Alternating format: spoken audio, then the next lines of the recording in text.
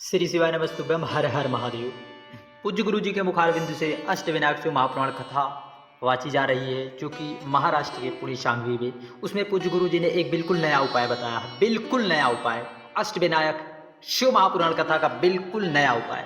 यह उपाय 5 वृक्ष के पत्तियों वाला उपाय है, जो कि हमें हरतालिका तीज के दिन करना है। यह जो है अष्टविनायक शिव महापुराण कथा में पूज्य गुरु जी ने जो नया उपाय बताया है, हरतालिका तीज के दिन करना है। जीवन में बहुत दुख हो, आप बहुत दुख हो, निराश हताश हो गए हो, तो एक बार इस उपाय को करना और 1 साल तक देखना। अगले साल हरतालिका तीज आने तक देखना बाबा हमारा आपको क्या देता है। यदि आप 5 वृक्ष की पत्ती वाला इस उपाय को कर लेते हैं तो निश्चित देवादिदेव महादेव की कृपा और करुणा से आपको 1 साल के अंदर परिवर्तन निश्चित है देखने को मिल जाएगा। तो पूज्य गुरु जी का अष्टविनायक शिव महापुराण कथा का यह बिल्कुल नया उपाय है।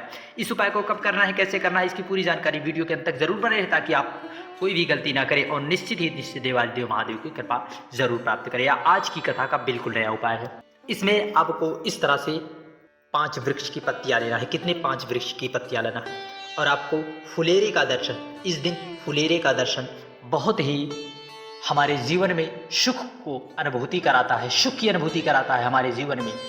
फुलेरे का दर्शन माता पार्वती और भगवान भोलेनाथ और भगवान गणेश का दर्शन होता है। ऐसे में यदि जो भी व्यक्ति, पूज्य गुरु जी ने आज बताया कि जो व्यक्ति हमें 5 फुलेरे का दर्शन करना होता है, जो भी व्यक्ति 5 फुलेरे का दर्शन करता है, निश्चित देवादिदेव महादेव की कृपा और करुणा उन पर जरूर बरसती है। इसलिए हमें 5 फुलेरे का दर्शन अवश्य करना चाहिए। तो चलिए शुरू करते हैं। यदि आप चैनल पर पहली बार, चैनल को जरूर सब्सक्राइब करके कमेंट में हर हर महादेव लिखना ना भूलिए, क्योंकि आप जितना ज़्यादा मुख से या हाथ से कुछ भी लिखते हैं या बोलते हैं तो निश्चित आपके मन मस्तिष्क में भगवान कुबेर भंडारी की श्रद्धा हर समय दिन दूना रात चौगुना आपके मन मस्तिष्क हृदय में पड़ती है। इस तरह से आपको फुलेरा आपने देखा होगा, जब हरतालिका तीज का पूजन माताएं करती हैं तो उसमें इस तरह के फुलेरे बनाए जाते हैं। नहीं तो आप अपने घर पर इस तरह जरूर बनाएं। पूज्य गुरु जी ने यह भी बताया कि बहुत से लोग क्या करते हैं कि कहते हैं मैं व्रत रहूंगा, या स्त्रियों का त्यौहार है, यह बिल्कुल भी यह गलती ना करें। यह भगवान भोलेनाथ माता पार्वती के पूजन का दिन है। इसमें माता और पुरुष से कोई संबंध नहीं, इसमें हर व्यक्ति इसकी पूजन पाठ कर सकता है, अर्थात हर व्यक्ति उसे दर्शन कर सकता है।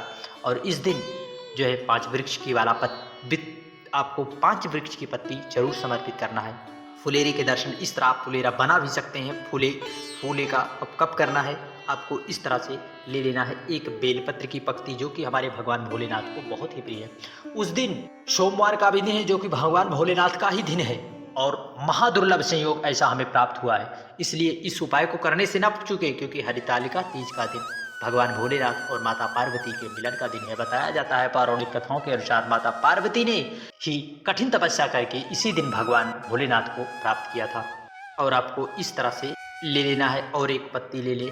और आप पान के भी पत्ते ले सकते हैं, पीपल के भी पत्ते ले सकते हैं आप, पीपल के पत्ते। इस तरह से कोई सी भी वृक्ष की आपको 5 पत्ती लेना है। आपको इस तरह से कोई सा भी 5 वृक्ष, बेल की ले ले, आम की ले ले, अमरूद की ले ले, नीम की ले ले, कोई सी भी आपको 5 वृक्ष की पत्ती लेना है, 5 वृक्ष की। और आप भगवान भोलेनाथ का पार्थिव शिवलिंग भी पूजन उस दिन कर सकते हैं, करते भी होंगे बहुत से माताएं। माता पार्वती और भगवान भोलेनाथ का स्वरूप का निर्माण मिट्टी और रेत से किया जाता है। यदि जो भी माताएं मिट्टी और रेत से बनाकर माता पार्वती, भगवान गणेश, बाबा भोलेनाथ की मूर्ति को बनाती हैं और पूजा पाठ बड़े ही विधि विधान से करती हैं। और आपको इस तरह से यही फुलेरे पर जो आप 5 वृक्ष की पत्ती लाए हैं, वहीं पर आपको बाबा भोलेनाथ कुबेर भंडारी से प्रार्थना करना है। माताएं अपनी झोली पसार कर, हम सब अपनी झोली पसार कर बाबा से मांगे, बाबा बहुत दुख है जीवन में, आप कृपा और करुणा कर दीजिए। जो भी आपकी समस्या परेशानी है आप कह दीजिए, फुलेरे का दर्शन करिए। और आप हो सके तो अपने घर या पड़ोस में 5 फुलेरे का दर्शन जरूर करिए। यदि आप 5 फुलेरे का दर्शन करते हैं तो भगवान स्वयं देवादिदेव महादेव और बाबा माता पार्वती और गौरीपुत्र गणेश के दर्शन का आपको लाभ मिलता है। स्वयं गौरीपुत्र गणेश उस दिन आपके घर में विराजते हैं। फुलेरे जहाँ जहाँ लगते हैं वहाँ पर स्वयं माता पार्वती और भगवान गणेश जी का निवास होता है। तो आपको इस उपाय को करने से बिल्कुल नहीं चूकना है। 1 साल के अंदर निश्चित ही है आप देवादिदेव महादेव की कृपा और करुणा आप देख सकते हैं। और पूज्य गुरु जी ने यह भी बताया कि आप पहले लोगों के जीवन में जब कोई भी व्यक्ति जाते थे किसी के पास, ज्योतिषी के पास, बताते थे कि काल सर्प दोष है, राहु काल सर्प दोष है, वास्तु दोष है और पितृदोष है। परंतु आज सिर्फ एक ही दोष बचा है। पूज्य गुरु जी ने बताया है कि अब कोई गुरु जी ने बताया अब कोई दोष नहीं बचा है, सिर्फ आप हाथ में जब से लोटा आ गया है, एक लोटा जल सारी समस्या का हल। जो भी व्यक्ति देवाधिदेव महादेव को एक कलश जल समर्पित करता है, उसके जीवन से देवाधिदेव महादेव ना तो उसके जीवन में पितृदोष रहता है, ना वास्तु दोष रहता है और ना कालसर्प दोष रहता है। सिर्फ और सिर्फ देवाधिदेव महादेव की कृपा रहती है और हाथ में लोटा रहता है। तो जिस हाथ से व्यक्ति बाबा देवाधिदेव महादेव पर जल समर्पित करता है, उसके जीवन में कभी ना पितृदोष होते हैं, न वास्तु दोष होते हैं, न कालसर्प दोष होते हैं। और आपको इस उपाय को जरूर से जरूर करना है। आप यदि कर लेते हैं तो निश्चित ही निश्चित देवाधिदेव महादेव की कृपा होती है। बहुत से पुरुष कहते हैं यह माताओं का त्यौहार है, इसे हम लोगों को नहीं, स्त्रियों का त्यौहार नहीं। यह त्यौहार पूज्य गुरु जी ने बताया सबके लिए है। माता पार्वती और भगवान भोलेनाथ और गौरीपुत्र गणेश की पूजा बड़ी विधि विधान से होती है। आप सब भी, चाहे आप व्रत रखें या ना रखें, लेकिन आप 5 वृक्ष की पत्ती वाला उपाय जरूर से जरूर कर लें।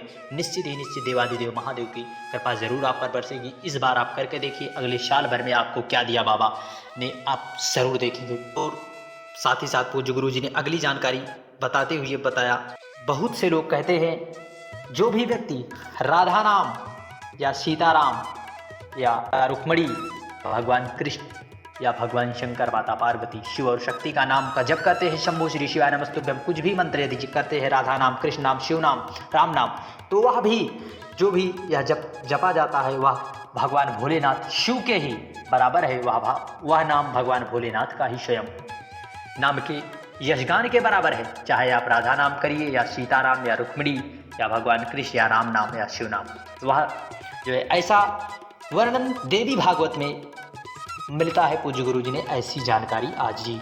और 5 वृक्ष की पत्ती वाला उपाय हमें जरूर से जरूर करना है। साथ ही साथ पूज्य गुरु जी का भी बताया गया, जो बहन बेटियां और गौ माता हमारे घर अचानक से आ जाती हैं, अचानक से यदि आ जाती हैं तो निश्चित ही समझ लेना कि कहीं ना कहीं हम पर देवाधिदेव महादेव की कृपा हुई है।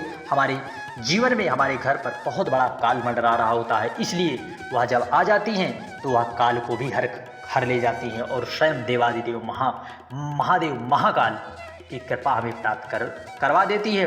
और निश्चित ही निश्चित वह काल बड़ी समस्या टल जाती है। यदि गौ माता बार बार आती हैं तो निश्चित ही निश्चित कहीं ना कहीं हमारे जीवन में दुख के आसार लगने वाले होते हैं। और परंतु गौ माता हमारे घर पर बधी होती है, यदि हम उनको रोटी देते हैं तो निश्चित है हमारे घर से गौ माता की कृपा और करुणा होती है और हमारे जीवन से बड़ी समस्याएं आने वाली वह स्वयं गौ माता और हमारे घर की बहन बेटियां उसे हर लेती है, काल की भांति उनका हरण कर लेती है। आज की विशेष जानकारियों में सीमा झालवार जी पत्र लेकर आई महाराष्ट्र से, संतोष नगर पुणे से। उनका लड़का चल व बोल नहीं पाता था, 4.5 साल का हो गया। बहुत से उपाय कर लिए, लोग उसे गूंगा और मंदबुद्धि कहते थे, अर्थात वह बोलते थे ऐसी औलाद भी किस काम की जो ना बोल पाए ना चल पाए। 4.5 साल का बच्चा यदि चल ना पाए तो बाबा हम क्या करें।